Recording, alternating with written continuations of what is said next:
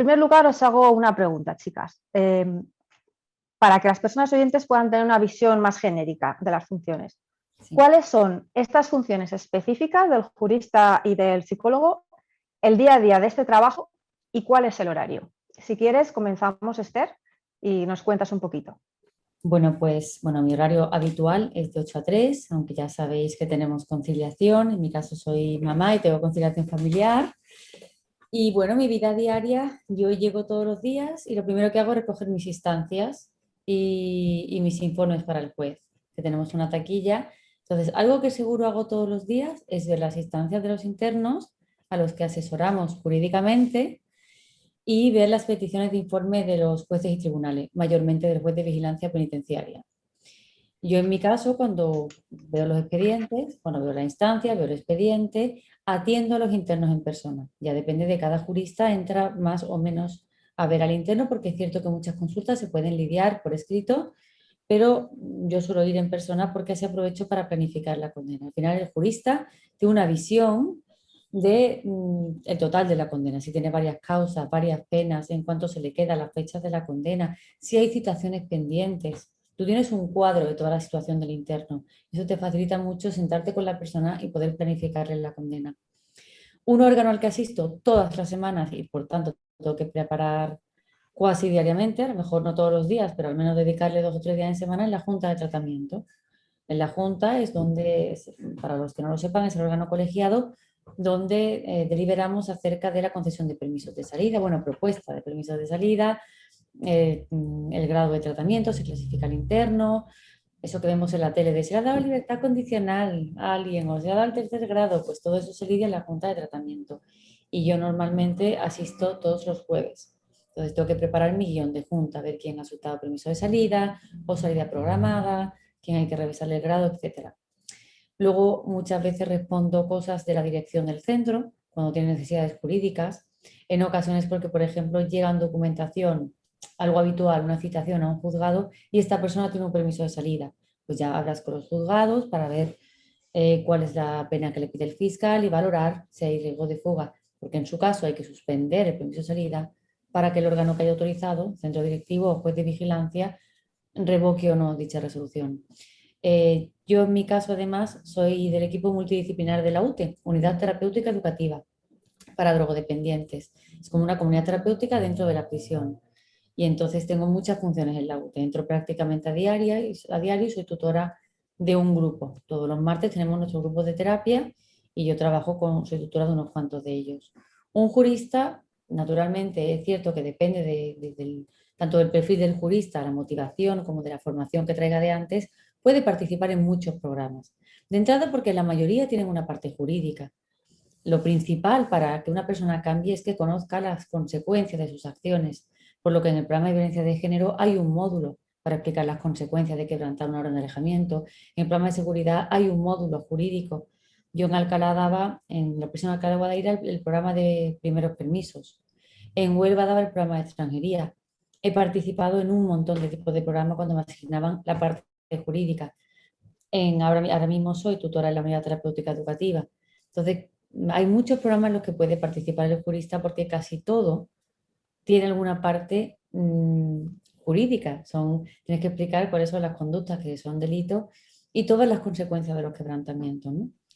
Y por último, pues aparte de la Junta de Tratamiento, ahora voy menos porque somos más juristas, pero en Alcalá, por ejemplo, iba siempre a la comisión disciplinaria para valorar qué conductas eran faltas, la conducta de los internos y qué sanciones se imponían y eventualmente he participado en la Junta Económico-Administrativa. Y yo creo que esos son los grandes focos de mi actividad. Mayormente atiendo internos, veo expedientes y atiendo a mis jefes. Muy bien. Y María, ¿nos puedes contar un poquito? Pues a mí me ha ayudado mucho lo que ha comentado Esther, porque en el fondo es parecido el trabajo, solo que es diferente, claro, la modalidad, porque al ser psicóloga, pues nuestro trabajo es más de tipo pericial, ir viendo qué diagnóstico se puede hacer de la persona, quién necesita tratamiento, porque no todo el mundo necesita tratamiento. Hay personas que, bueno, han cometido cierto delito y tienen suficientes estrategias y herramientas para salir adelante y no necesitan un tratamiento específico, pero también hay que conocerlas, evaluarlas y determinar con él ese tipo pues, de andadura en la prisión, ¿no? Entonces, es esa parte de diagnóstico y la de tratamiento, además de, como ha dicho Esther, estar en las juntas y elevar informes a quien luego tiene que decidir sobre esos grados que proponemos, que hay primero hay un 2% para los más peligrosos, vamos a hablar con comillas, pues yo creo que nos entendemos bien, hay un 70 y tantos % cumpliendo en segundo grado, que es el grado que conocemos todos un poco de las películas y demás, y casi un 20%, y esperemos que vaya subiendo esa cifra, de personas que cumplen, incluso desde el primer momento se puede clasificar a una persona, a casi todos, o sea, no a todos los delitos, pero a muchos, en tercer grado, que es un grado mucho más abierto, con muchas modalidades diferentes. En estar en un CIS, que hay 32 CIS en España funcionando, así como hay 69 prisiones, ¿no?, cerradas, o puede cumplir telemáticamente, o puede estar en una granja de tratamiento terapéutico de drogas, o en un piso de estudio o de madres. O sea, hay muchas modalidades en ese tercer grado.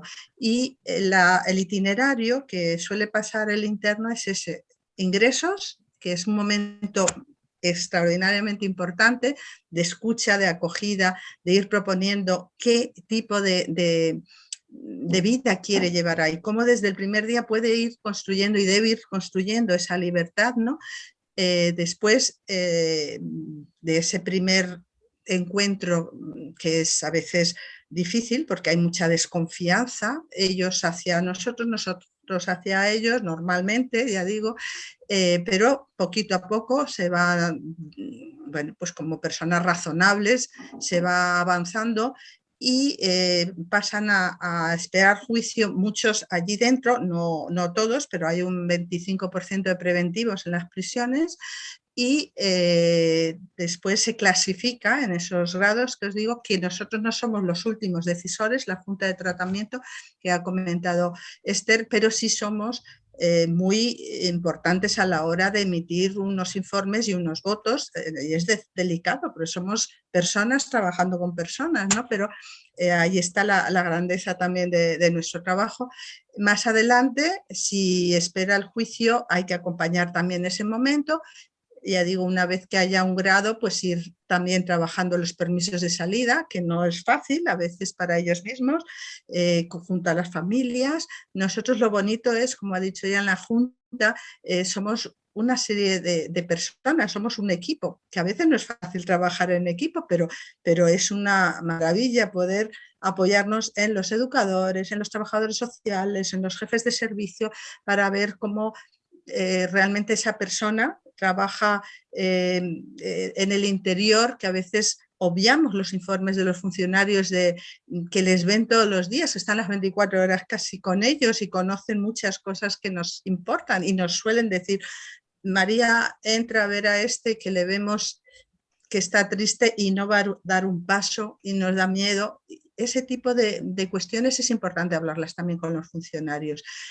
Luego ir preparando ese tercer grado y la libertad. Y estando en un CIS, yo he trabajado en un CIS estos últimos años, pues los programas de preparación para la libertad.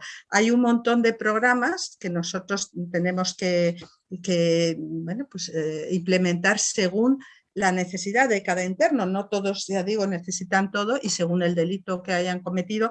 Por ejemplo, el de prevención de suicidios en ingresos es el que hay que detectar, porque, bueno, sobre todo en delitos difíciles, esos primeros momentos hay que cuidar.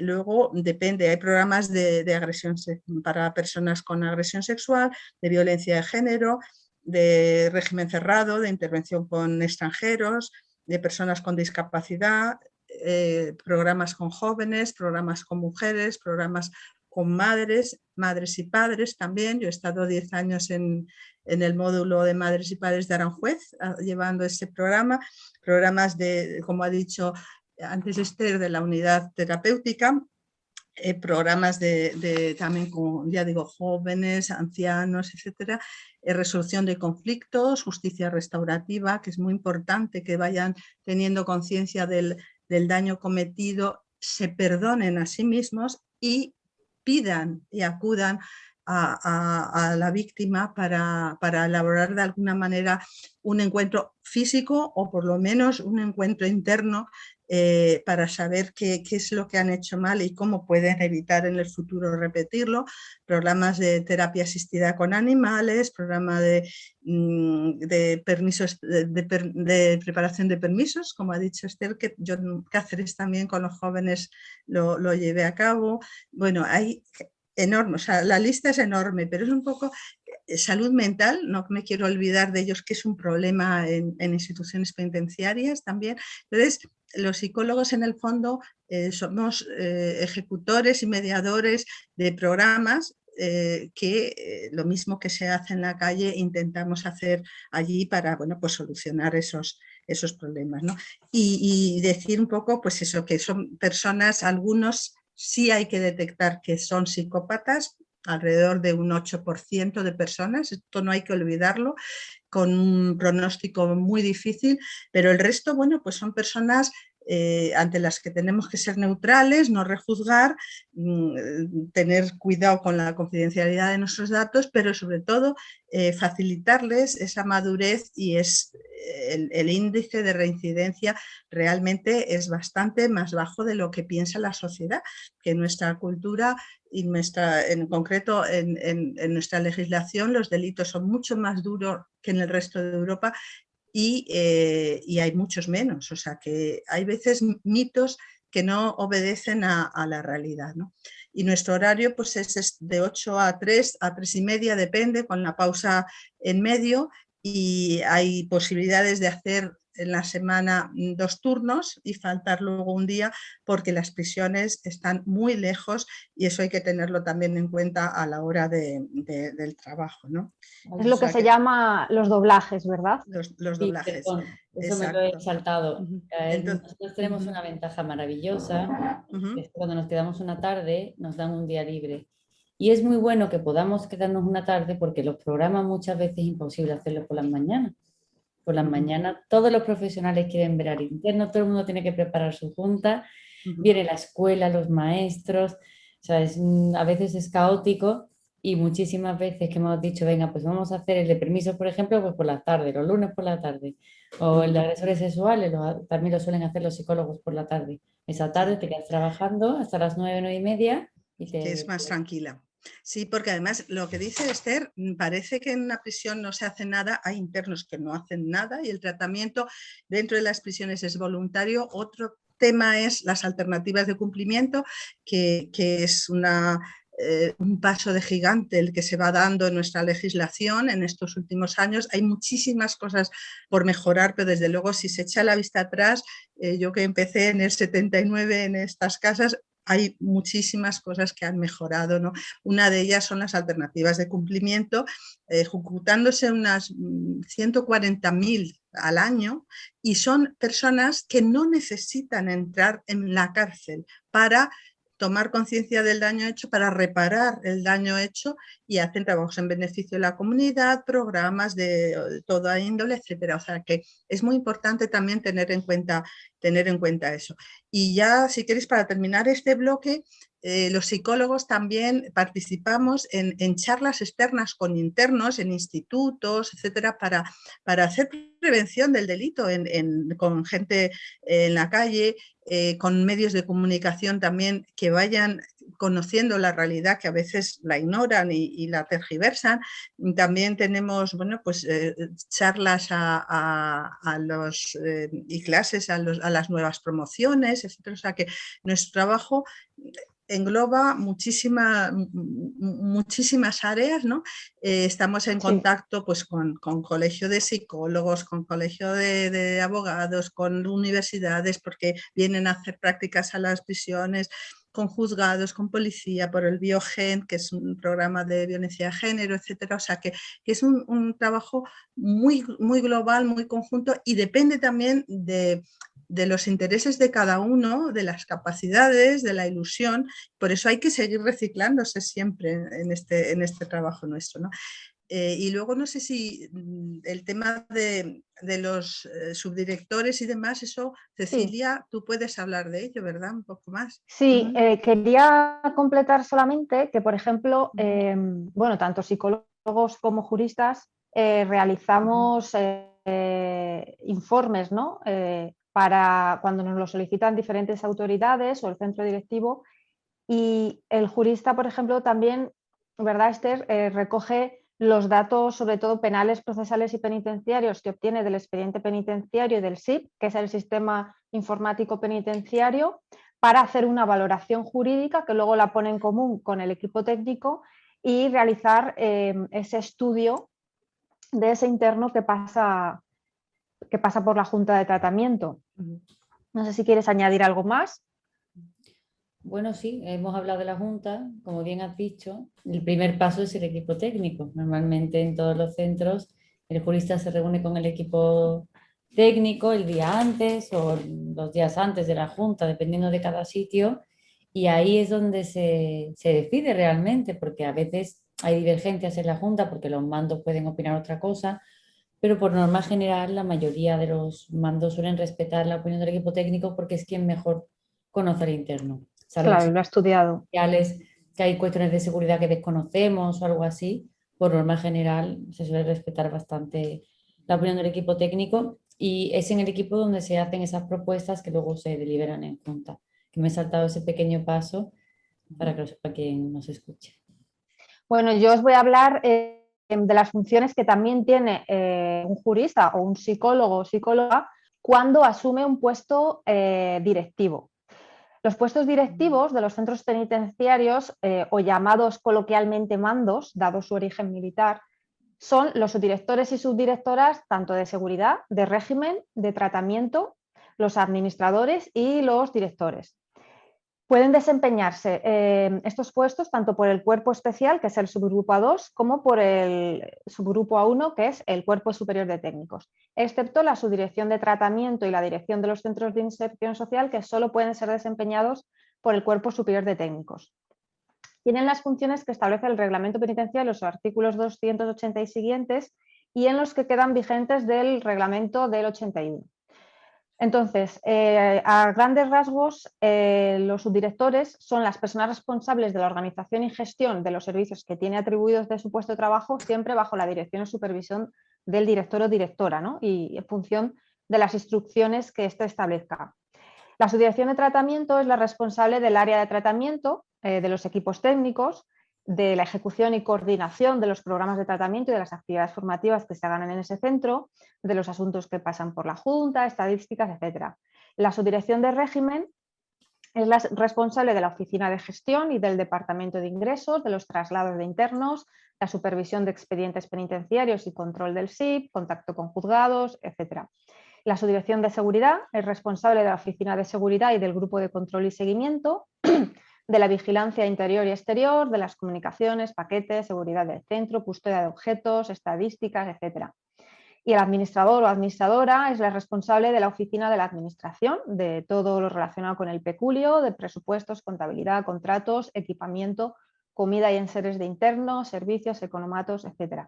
Y el director o la directora ostenta la representación del centro directivo y de los órganos colegiados de ese centro y es el obligado en primer término a hacer cumplir la normativa y a coordinar todas las áreas.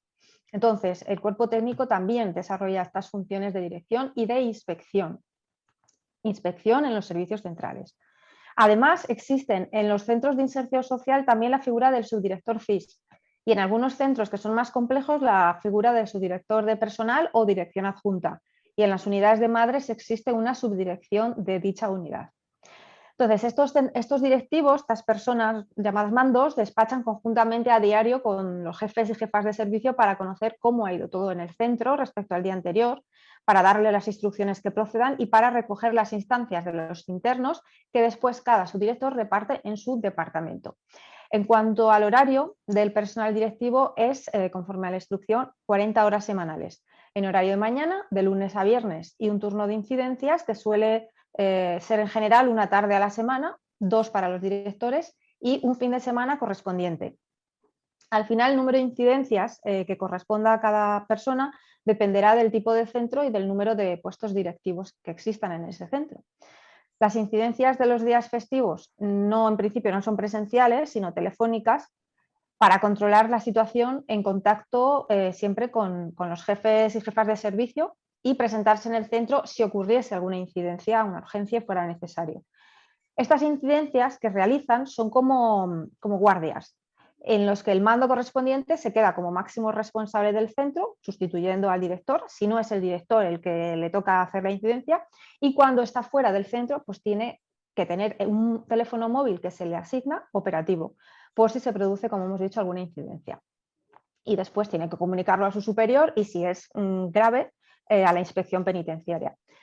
Desde hace 2 años, los puestos directivos tienen derecho a librar un día tras haber realizado el turno de incidencias de fin de semana, siempre en función de las necesidades del servicio. Además, si las necesidades lo requieren, puede delegarse su jornada, o sea, puede alargarse la jornada ordinaria, ya que tienen lo que se llama horario de dedicación especial. También el personal directivo puede participar, si quiere, en algunas salidas programadas, sobre todo el subdirector de tratamiento, y debe acudir a determinados actos institucionales en función de las órdenes del director o de los servicios centrales. Y luego, como miembro de órganos colegiados, todos los mandos son miembros del Consejo de Dirección. El subdirector de tratamiento y director o directora forma parte de la Junta de Tratamiento.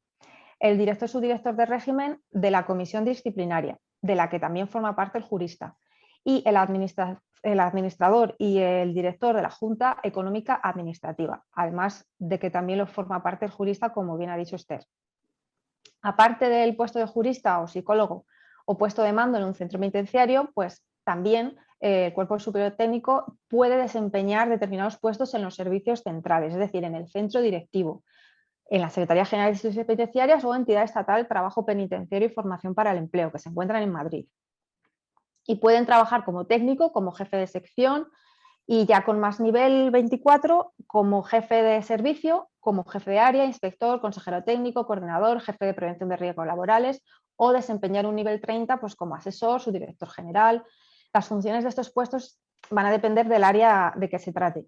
En la Secretaría General de Instituciones Penitenciarias depende de ella la Dirección General de Ejecución Penal y Reinserción Social, donde está el área de tratamiento, el área de gestión, el área de seguridad, el área de régimen y traslado, luego la Subdirección General de Medio Abierto y Medidas y Penas Alternativas y la Subdirección General de Sanidad Penitenciaria. Y luego también dependen de la Secretaría General la Subdirección General de Recursos Humanos, la Subdirección General de Inspección Penitenciaria y la Subdirección General de Relaciones Institucionales. En estos servicios centrales, en Madrid, el horario es de mañana, de lunes a viernes, más una tarde a la semana para los niveles 24 y 2 para los niveles superiores. En el caso de los puestos de inspección, que es un nivel 26, tiene que hacer también turnos de incidencias, incluidos los fines de semana, y viajar cada cierto tiempo a centros penitenciarios, aunque dependerá del puesto dentro de la inspección. Y para terminar, deciros que los puestos directivos de subdirectores generales y similares, que son ya niveles 30, 29-30, ya son más de carácter político, aunque no tiene por qué.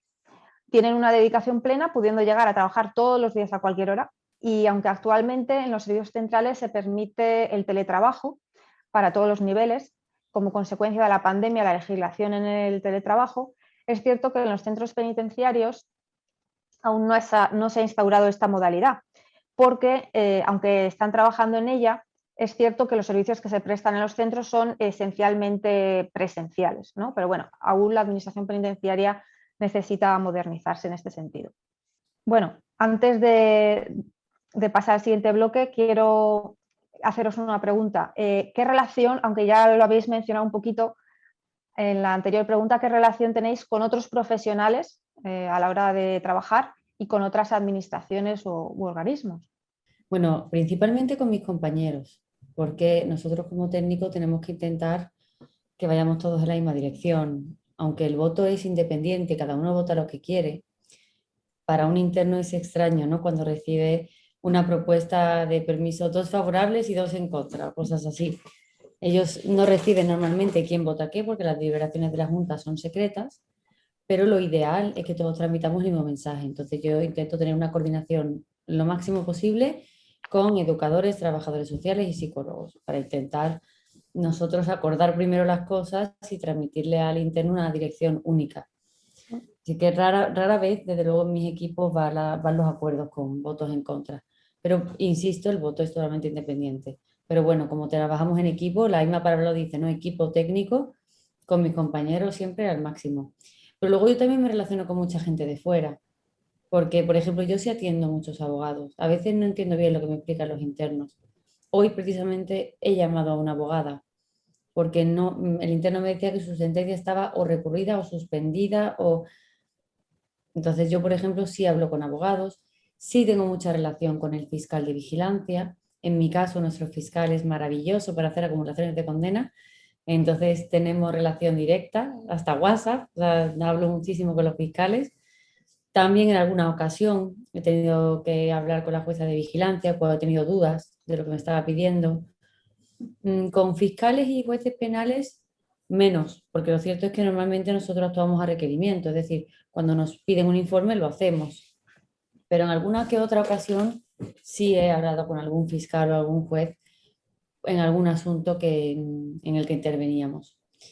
Y bueno, también en mi caso concreto, al pertenecer a la UTE, tengo relaciones con el CPD, el Servicio Provincial de Drogodependencia, y con las comunidades terapéuticas. Pero es el caso concreto del programa UTE. Pero seguro que en otros programas tienen también contacto los juristas o psicólogos con otras entidades. Porque recuerdo cuando hacía extranjería, el programa para extranjeros, tenía contacto con Cruz Roja y con Cáritas. Entonces, nosotros, dependiendo del programa en el que participemos, tenemos que contactar con ciertas entidades externas. Y ya está, yo creo que estas son las principales. Bueno, por supuesto, la escuela es que para mí forma parte del centro penitenciario, pero es verdad que en teoría es de la Junta de Andalucía. Supongo que cada comunidad autónoma tiene su centro de educación de adultos, que son nuestros maravillosos maestros, pero para mí forman parte de nuestro equipo. Pero es verdad que es una entidad externa, en realidad pertenece a la comunidad autónoma, así como algunos de los servicios sanitarios. Y eso iba a decir yo, que no nos olvidemos tanto de los médicos. Para los psicólogos es muy importante colaborar, todo el personal sanitario y de los maestros, porque en el fondo esto es un trabajo de todos, ¿no? Con educadores y trabajadores sociales y juristas estamos muy estrechamente y es un trabajo del día a día y no nos damos cuenta. Pasado el tiempo, sí, cuando uno se va trasladado, etcétera, decimos, ¿cuánto hemos hecho juntos, ¿no? Y cómo nos hemos ayudado, cómo hemos sabido, a veces con dificultad, porque no es fácil, en nuestro trabajo, ni en la calidad ni en la cantidad, es difícil, pero cuando, por ejemplo, en el colegio de la psicología, que nos juntamos psicólogos de todas las áreas jurídicas, desde policía, menores, bueno, vigilancia penitenciaria, etcétera, siempre dicen, es que los penitenciarios sabéis trabajar en equipo. Digo, pues no nos damos cuenta. Dice, sí, y yo creo que es porque las juntas, semana tras semana, y las prejuntas de tipos que hacemos previos, para de alguna manera darnos información y llegar a acuerdos previos para bueno, y son casos que no están a veces claros. Bueno, pues vamos por aquí y el próximo mes le damos otra vuelta y eso es muy, muy interesante, el poder trabajar así en equipo, ¿no? Y discrepar en armonía. Y lo que ha dicho Esther, nosotros, los trabajadores sociales y nosotros trabajamos mucho también con las familias, que ese es otro campo interesantísimo, y con ONGs, y son elementos que nos aportan también información, además de las pruebas que les pasamos a los internos y de los datos de protocolo y de expediente, que yo, por ejemplo, con los educadores siempre he tenido una facilidad porque siempre me decían, María, lo que veamos que te puede ser útil te lo vamos a pasar, y así nos hemos hecho. Pero eso también es una labor del día a día, o sea que no es... no llega de por sí, no llueve, sino que se va generando ese trabajo en equipo, ¿no? Pues sí. Luego también, por ejemplo, tenemos relación pues, con el resto de funcionarios, por ejemplo, el jurista bastante con los funcionarios de la oficina de gestión. ya que es muy importante porque esta oficina está compuesta por funcionarios que pertenecen tanto al cuerpo especial como al cuerpo de ayudantes. Entonces, ellos meten toda la información que obtienen de los juzgados, de otras autoridades, incluso de otras oficinas, lo consignan en el correspondiente expediente penitenciario del interno o de la interna y en el SIP que queda reflejado. Entonces, el resto del equipo tiene que basarse en esa información que queda registrada en ese expediente para poder obtener los datos. Entonces, muchas veces, tanto el jurista como el subdirector o subdirectora de régimen, que es el responsable, esta persona, de la supervisión de que todos los datos estén correctos en el expediente penitenciario, si observan algún fallo, por ejemplo, jurídico, o que algún delito no está bien consignado en el SIP, pues claro, tienen que ponerlo en conocimiento de la persona que lleva ese expediente para corregirlo. Entonces, tienen bastante contacto también con los funcionarios de oficinas. También con los funcionarios de vigilancia interior, porque cuando entran dentro, pues para hacer entrevistas o para hacer algún tipo de programa o para obtener información, pues también tienen esa relación. Y aparte de lo que ha dicho María y Esther, pues por ejemplo en los puestos de mando, pues también tienen que trabajar pues con la policía en algunos casos, ¿no? Con juzgados, fiscales, pues con el centro directivo, asociaciones, incluso autoridades del municipio donde se encuentre el centro penitenciario, con universidades. Y bueno, y sobre todo con los jefes y con las jefas de servicio y los coordinadores interiores, en fin, trabajar como técnico al fin y al cabo te hace relacionarte con muchísima gente, ¿no? Es quizás un aspecto positivo y negativo de este trabajo, ¿no? Porque tiene sus cosas buenas y sus cosas malas, porque cuando, claro, tú estás trabajando solo, a ti nadie te molesta y estás tan tranquilo. Pero la parte buena también de trabajar con mucha gente es que, bueno, pues al final te lo pasas bien siempre que haya un respeto mutuo y también pues aprendes mucho de los demás, igual que los demás pueden aprender de ti.